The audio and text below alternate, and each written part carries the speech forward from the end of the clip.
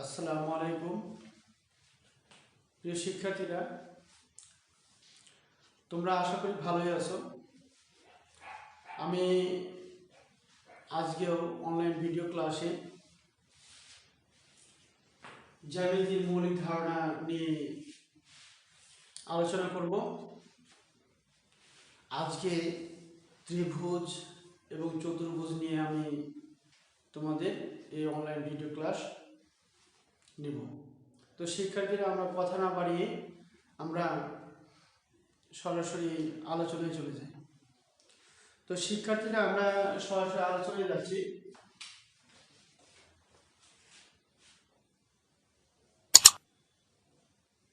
ত্রিভুজ ত্রিভুজ কি বা ত্রিভুজ কাকে বলে?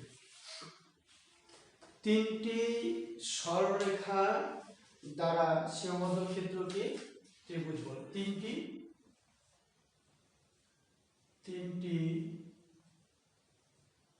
সরল রেখা দ্বারা সীমাবদ্ধ ক্ষেত্রকে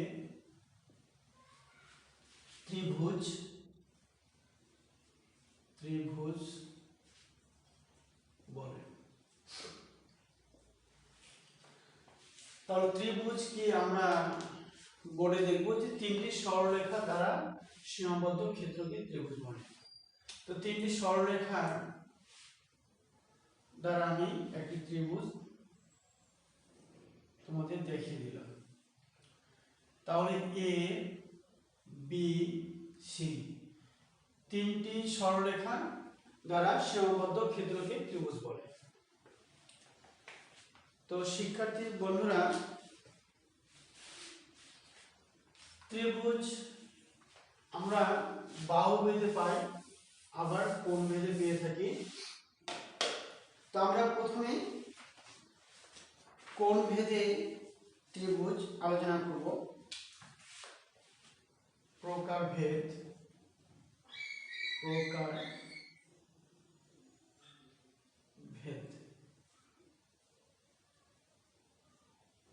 কোণ ভেদে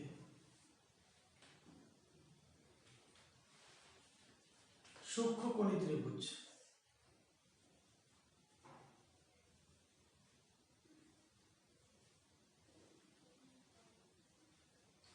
কোণী ত্রিভুজ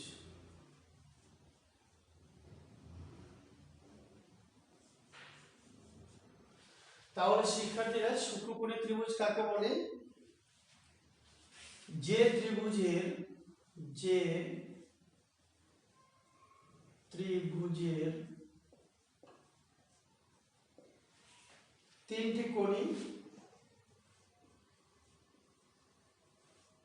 তিনটি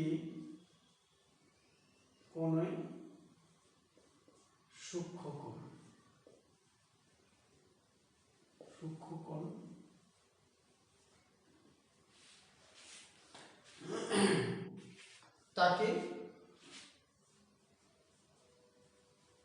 তাকে সূক্ষ্মকোণী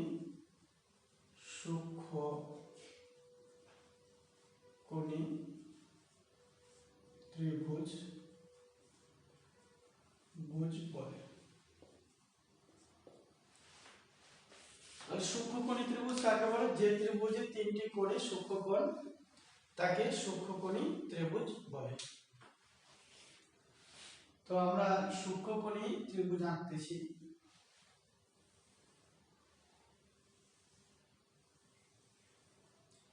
এ বি সি সূক্ষ্মকোণী ত্রিভুজ তিনটি কোণে সূক্ষ্মকোণ দেখায়। তিনটি কোণে সূক্ষ্মকোণ, এই তিনটি কোণে সূক্ষ্মকোণ, যে ত্রিভুজের তিনটি কোণে সূক্ষ্মকোণ তাকে সূক্ষ্মকোণী ত্রিভুজ বলে। পূর্বে আমি তোমাদের সূক্ষ্মকোণ কাকে বলে আলোচনা করেছি, যা 90 ডিগ্রি অপেক্ষা ছোট কোণকে সূক্ষ্মকোণ বলে। এরপরে আমরা স্থূল কোণ সম্পর্কে জানবো।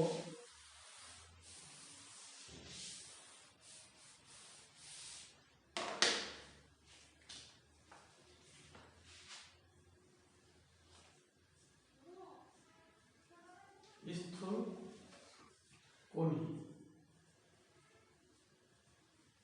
কোণী ত্রিভুজ, যে ত্রিভুজের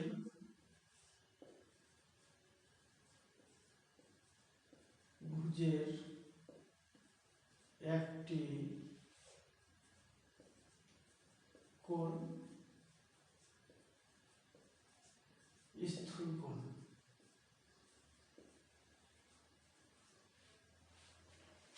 যে ত্রিভুজের একটি কোণ স্থূল কোণ তাকে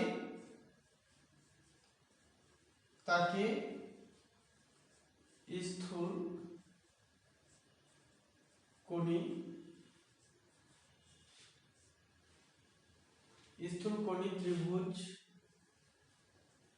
ত্রিভুজ বলে। তাহলে স্থূল কোণ আমি চিত্র আঁকবো। আগে এই যে স্থূল কোণ আমি চিত্র আঁকবো।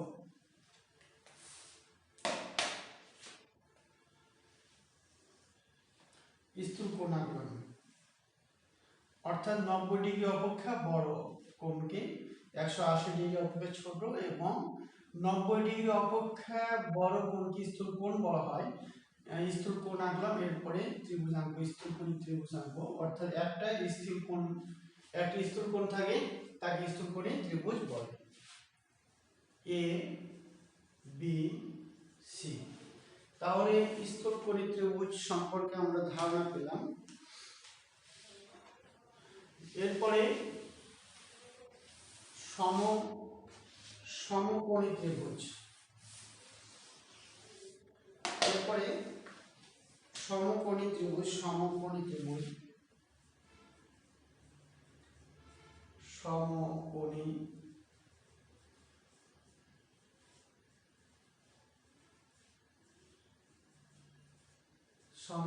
ত্রিভুজ যে ত্রিভুজের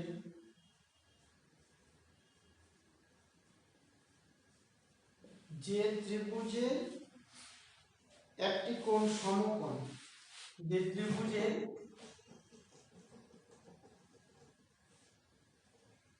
একটি কোণ সমকোণ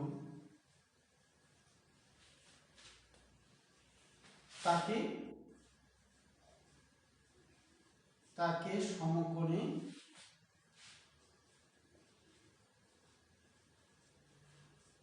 ত্রিভুজ বলে।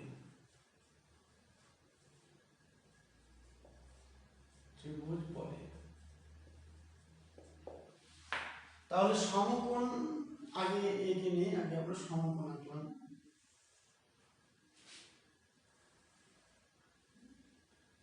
এখন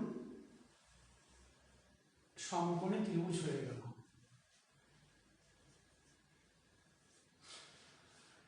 তো শিক্ষার্থীরা, আমরা কোণ ভেদে ত্রিভুজ সম্পর্কে ধারণা পেলাম। এখন আমরা বাহু ভেদে ত্রিভুজ সম্পর্কে জানব।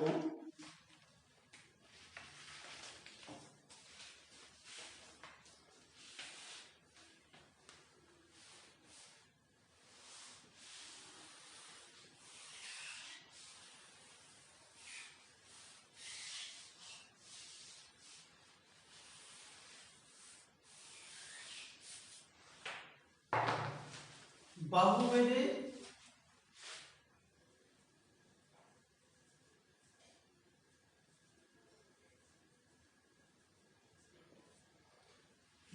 ভেদে ত্রিভুজ সমবাহু ত্রিভুজ, সমবাহু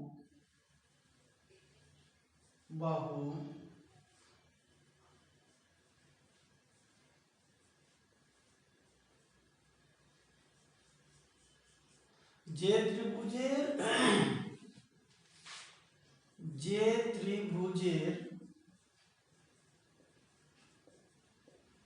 যে ত্রিভুজের কি হবে সমবাহু ত্রিভুজ, যে ত্রিভুজের তিনটি বাহু,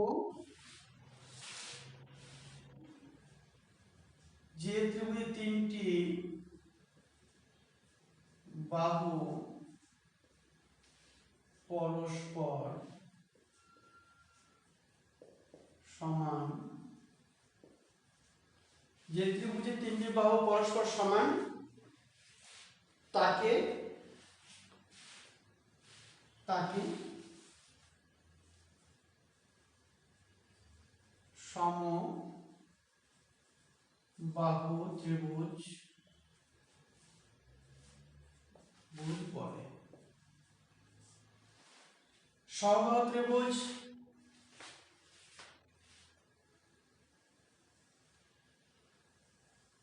তিনটি বাহু, যে ত্রিভুজের তিনটি বাহু পরস্পর সমান, তাহলে যে ত্রিভুজের তিনটি বাহু পরস্পর সমান তাকে সমবাহু ত্রিভুজ বলে। আমরা কম্পাস কাঁটা স্কেল ব্যবহার করব, কম্পাস কাঁটার মাধ্যমে ব্যাসার্ধটা নিব আমরা, নিচের বাহুটি একই দিকে দুইটি বৃত্ত স্থাপন করব, তাহলে সমবাহু ত্রিভুজ হয়ে যাবে।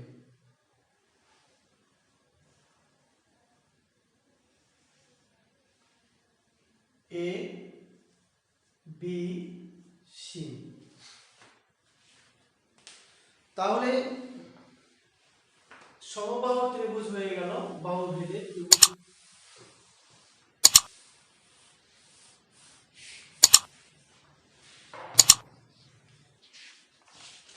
এখন হবে সমদ্বিবাহু ত্রিভুজ। সমদ্বিবাহু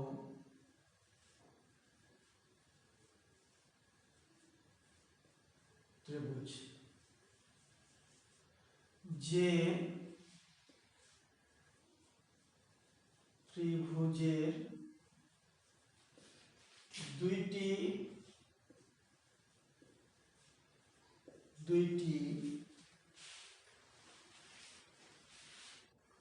বাহু সমান তাকে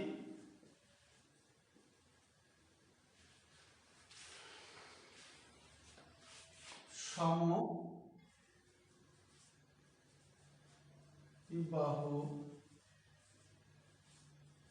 ত্রিভুজ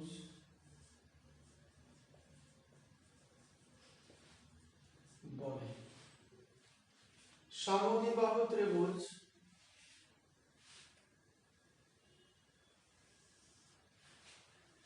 অর্ধেকের বেশি ব্যাসার্ধ নিয়ে একই দিকে দুইটি বৃত্ত চাপান যোগ করে দেব, এ বি সি। তাহলে সমদ্বিবাহু ত্রিভুজ, যে ত্রিভুজের দুইটি বাহু সমান তাকে সমদ্বিবাহু ত্রিভুজ বলে।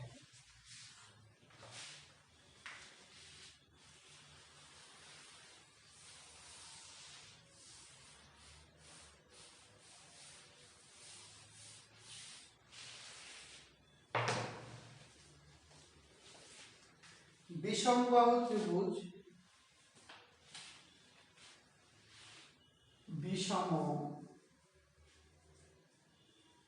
বিষমবাহু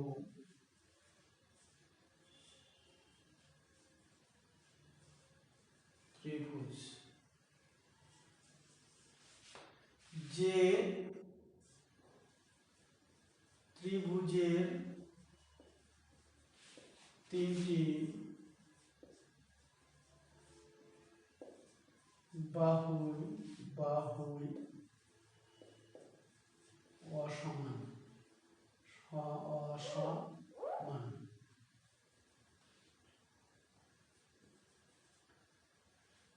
তাকে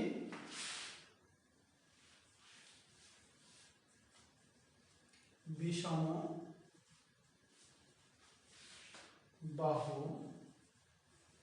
ত্রিভুজ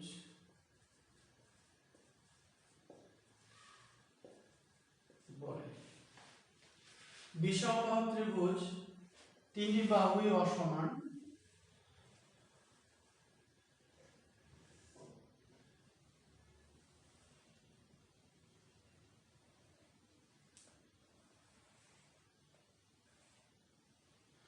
তাকে বিষমবাহু ত্রিভুজ বলে। অর্থাৎ কোনো বাহুই সমান নয়,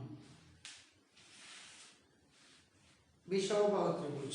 তাহলে আমরা শিক্ষার্থী বন্ধুরা আমরা জানলাম কোণভেদী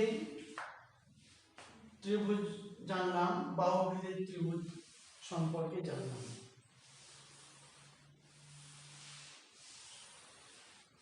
এরপর আমরা চতুর্ভুজ সম্পর্কে জানব। চতুর্ভুজ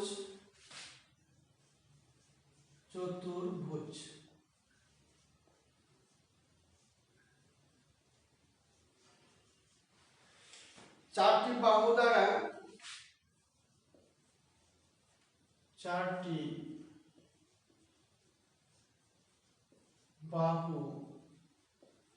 দ্বারা সীমাবদ্ধ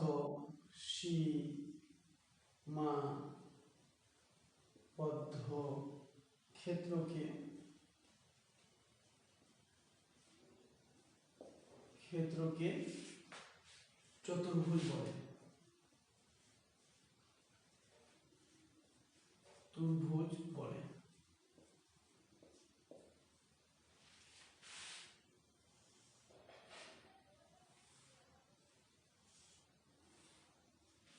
B C D, A B C D একটি চতুর্ভুজ। তাহলে আমি এখন চতুর্ভুজ নিয়ে তোমাদের কিছু ধারণা দেব। এখানে চতুর্ভুজ কাকে বলে আমরা দেখলাম যে চারটি বাহু দ্বারা সীমাবদ্ধ ক্ষেত্রকে চতুর্ভুজ বলে। এরপরে আমরা দেখব বর্গক্ষেত্র।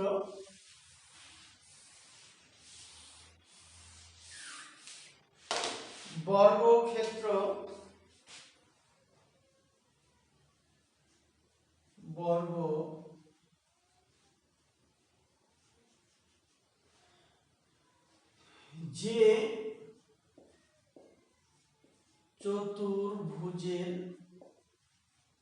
যে চতুর্ভুজের চারটি বাহু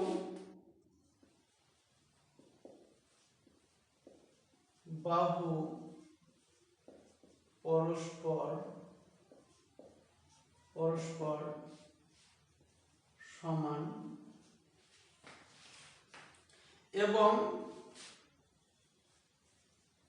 এবং কোণগুলো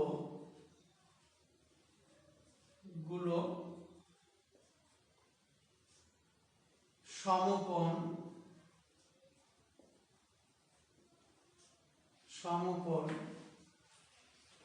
তাকে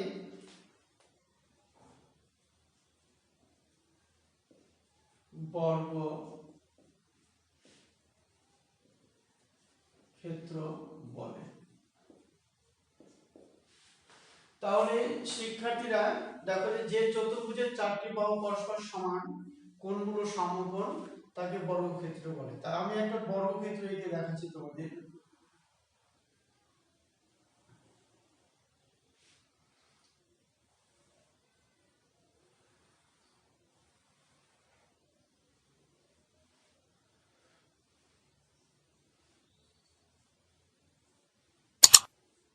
তাহলে শিক্ষার্থীরা চারটি বাহু সমান হতে হবে, বর্গক্ষেত্রের চারটি বাহু সমান এবং কোণগুলো সমকোণ হবে।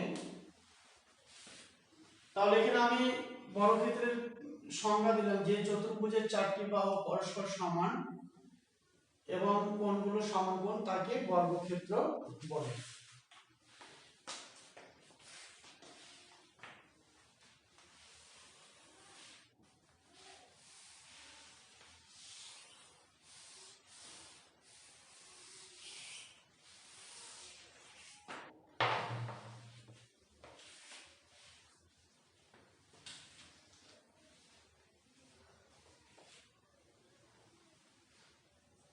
রম্বস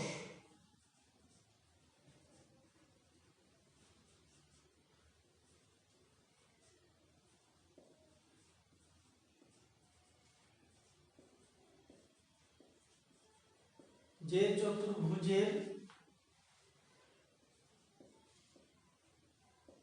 চারটি বাহু পরস্পর সমান এবং কোণগুলো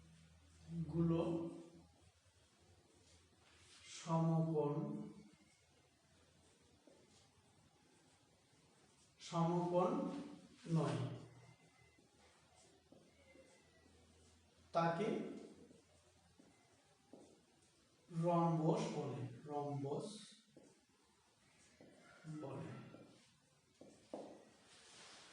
তাহলে যে চতুর্ভুজের চারটি বাহু পরস্পর কিন্তু কোণগুলো সমকোণ নয় তাকে রম্বস বলে। রম্বস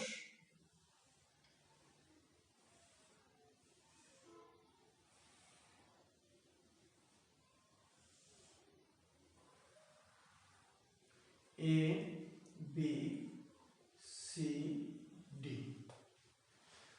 তাহলে চারটি বাহু সমান হবে কিন্তু কোণগুলো সমকোণ নয় তাকে রম্বস বলা হয়।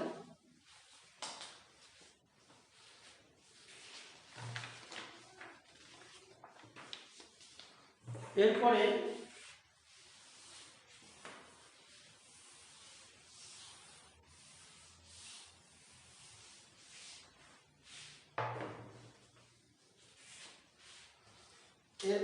আয়তক্ষেত্র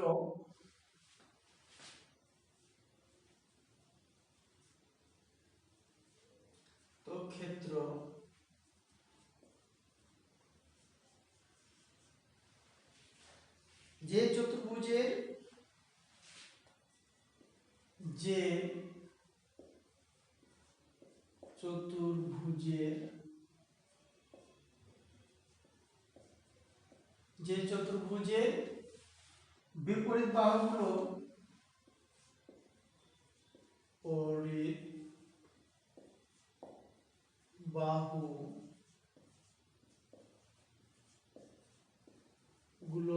পরস্পর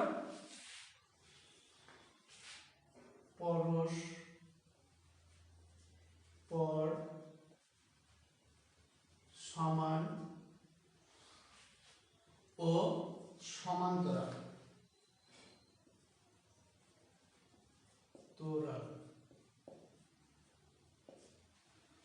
এবং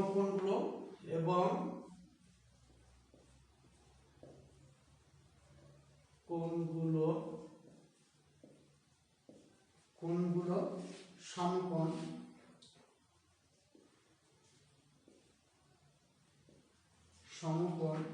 তাকে আয়তক্ষেত্র বলে। তাকে আয়তক্ষেত্র বলে।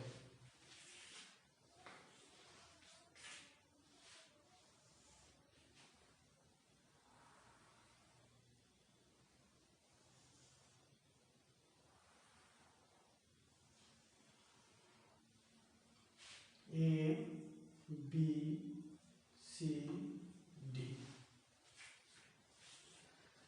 তাহলে যে চতুর্ভুজের বিপরীত বাহুগুলো পরস্পর সমান ও সমান্তরাল কোণগুলো সমকোণ তাকে আয়তক্ষেত্র বলে।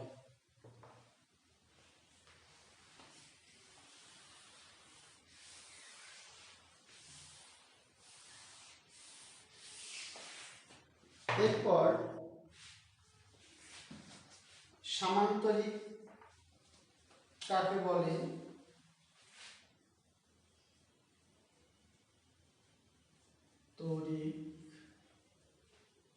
সামান্তরিক যে চতুর্ভুজের বিপরীত বাহুগুলো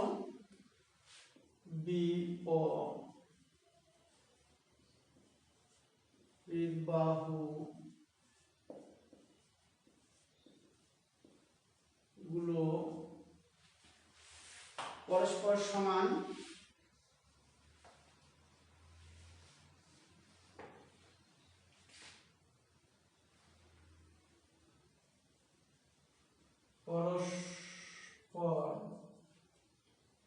সমান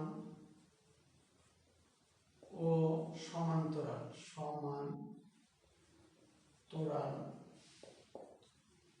এবং কোণগুলো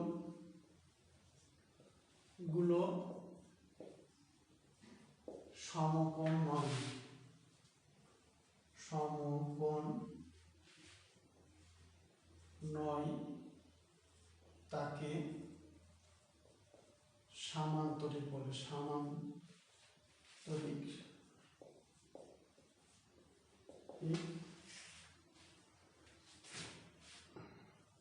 বলে।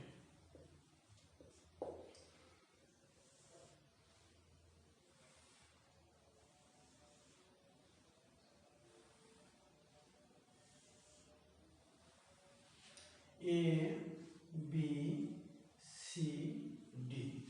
তাহলে যে চতুর্ভুজের বিপরীত বাহুগুলো পরস্পর সমান ও সমান্তরাল এবং কোণগুলো সমকোণ নয় তাকে সামান্তরিক বলে।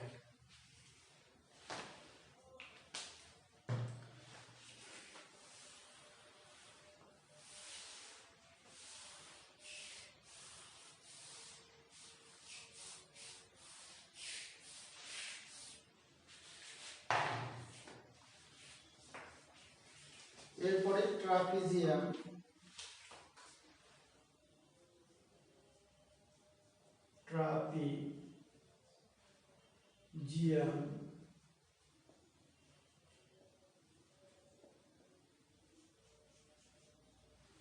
যে চতুর্ভুজের দুটি বাহু সমান্তরাল, যে চতুর্ভুজের দুইটি বাহু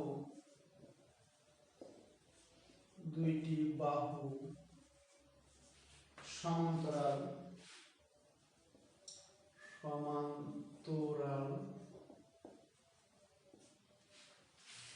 এবং বাকি দুইটি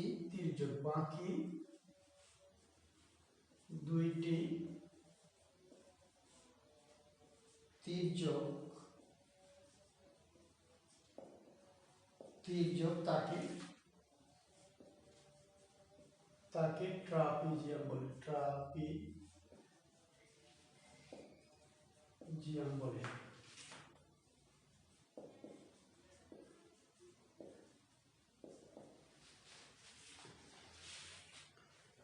তো শিক্ষার্থী বন্ধুরা, আজকে আমি ত্রিভুজ এবং চতুর্ভুজ সম্পর্কে তোমাদের ধারণা দিলাম।